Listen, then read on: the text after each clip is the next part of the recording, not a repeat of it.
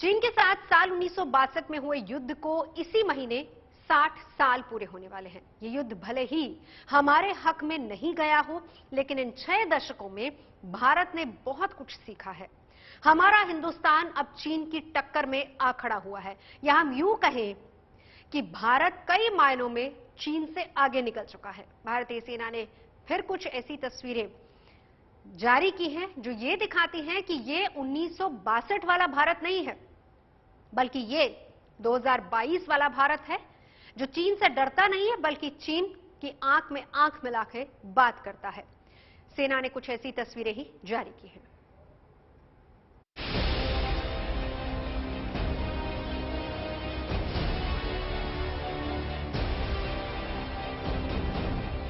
ये तस्वीरें भारतीय सेना की कामयाबी की गवाही दे रही हैं। ये तस्वीरें बुलंद भारत के बुलंद हौसले की उड़ान है।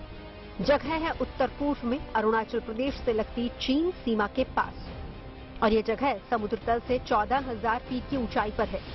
फिर भी भारतीय सेना के हौसले नहीं डिगे। अब यहाँ हाईटेक चौकियां बना दी गई हैं, जहाँ कई अत्याधुनिक सुविधाएं मौजूद हैं। बिजली के लिए सोलर पैनल लगे हैं, तो जवानों के लिए शानदार बिस्तर। इसी पहाड़ी इलाके में सेना के लिए खूबसूरत मकान और दफ्तर भी बनाए गए हैं। यानी है तो चौकियां, लेकिन अब इन्हें बदलते समय की जरूरत को ध्यान में रखते हुए नएपन में ढाल दिया गया है, जहां भारतीय जवान हर पल दूसरी तरफ से होने वाले दुश्मन की हर हरकत पर नजर रख सकते हैं।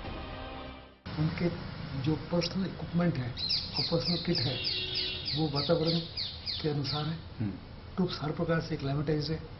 उनके जो हथियार है, they are fit to fight, survive and protect the nation. और असला और मिसाइल जो है मॉडर्न है, और हम हर प्रकार से दुश्मन के छक्के छुड़ा सकते हैं। क्वांटिटी ऑफ ट्रूप्स भी बड़े अच्छे, फिर इंफ्रास्ट्रक्चर बहुत इंप्रूव हो चुका है। उस समय हफ्ते लग जाते थे आपको उन ऊंचाइयों तक पहुंचने के लिए। हाथी के साथ जाना पड़ता था, जानवरों को, पशुओं के माध्यम से जाना पड़ता था। आपकी ट्रांसपोर्ट में जो पगडंडियां थी, अभी इंफ्रास्ट्रक्चर बहुत इंप्रूव कर दिया गया है। तकरीबन हर जगह पर आपकी सड़क पहुंच रही है, रेल लाइन चली गई है, सड़कें मजबूत हो गई हैं, और अंडरग्राउंड बंकर बन चुके हैं।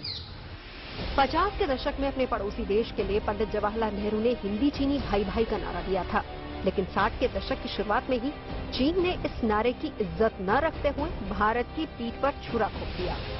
चीन की इसी धोखेबाजी से हिंदुस्तान ने सबक लिया और फिर सेना एक अलग मिशन में जुट गई। ये मिशन था जंग में हर बाजी जीतने का। लेकिन कोई ये कहे कि ये सब चुटकी बजाते हो गया होगा, तो ऐसा नहीं। चीन की सीमा के पास इस पहाड़ी इलाके को ही देख लीजिए। इस जगह पर जिंदगी बिल्कुल आसान नहीं है। इन तस्वीरों में भी इसकी बानगी आपको साफ दिखाई दे जाएगी। पहली पहाड़ी के बाद अगली पहाड़ी को देखने में मुश्किल आती है। आगे धुंध है, वह मुश्किल 300-400 मीटर तक दिखाई देता है। सोचिए ऐसे में जवान वहाँ कैसे रहते होंगे। लेकिन फिर भी अरुणाचल प्रदेश से लद्दाख तक भारतीय सेना ने खुद को सशक्त बनाते हुए ड्रैगन को अपनी धमक दिखा दी है। गलवान के समय चाइना ने खुद देखा, खुद यकीन किया, खुद पहचाना कि इंटेलेक्चुअली, फिजिकली, मॉरली उनके ट्रूप्स हिंदुस्तान के सामने नहीं टिक सकते। कभी चीन हमारे हिंदुस्तान पर टेढ़ी नजर रखता था, लेकिन आज भारतीय सेना दुनिया की ताकतवर सेनाओं में शुमार हो चुकी है। सेना ने आज ये मुकाम हासिल किया है, तो ये सब एक दिन में नहीं हुआ। 60 और 70 के दशक में जब भारत ने युद्ध लड़े, तब चौकियों में चादर डालने के लिए भारत को एड़ी चोटी का जोर लगाना पड़ा था। यानी चौकियों के नाम पर ज्यादातर सीमाओं के पास भारतीय सेना खुले आसमान के नीचे ही दुश्मन पर नजर रखा करती थी। उस वक्त बंकर बनाने के लिए जरूरी संसाधन तक नहीं थे। तब न तो इतने पैसे थे और न ही इतना साजो सामान कि बंकर इतने मजबूत बनाए जा सके कि वो दुश्मन की नजर से जवानों की रक्षा कर सके। यही नहीं, जवान जूतों के लिए भी जद्दोजहद किया करते थे, लेकिन उनके हौसलों में कोई कमी नहीं आई। उस समय हमारे पास सही प्रकार का यूनिफॉर्म नहीं था। उस वातावरण के लिए हमारे ट्रूप्स सही प्रकार से एक्लाइमेटाइज नहीं था। हमारे पास जो असला था बड़ी कम मात्रा में था।